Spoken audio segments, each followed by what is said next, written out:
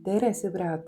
14. septembril kell 20.00 on tulemas järjekordne õpetlik ja kaasahaarav otseülekanne, kus rahvusvaheliselt tuntud Ukraina Tehnoloogiliste Teaduste Akadeemia akadeemik, teadlane, filosoofiateaduste doktor, psühholoog, parapsühholoog, teadvuse anomaalsete võimaluste uurija Natalja Rodina selgitab vaatajatele meie reaalsuse kujunemise peensusi. Otseülekande sisu on järgmine. Praegu on väga palju erinevat teavet, informatsiooni ja inimese ümber toimuvate sündmuste vahelise seoste kohta. Kas on üldse võimalik meie elus toimuvaid protsesse juhtida? Paljud inimesed kasutavad meditatsiooni teatud ülesannete ja eesmärkide saavutamiseks. Kuid kas on siiski nii lihtne saavutada seda maagilist tulemust?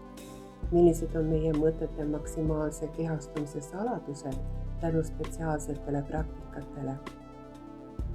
Natalja Rodina jagab vaatajatele ja kuulajatele selles otsesaates praktiliste meditatsioonide saladusi ja aitab mõista nende olulisust. Otseülekannet on vene keeles võimalik vaadata ja kuulata juurde lisatud lingil. Ja nüüd tähelepanu!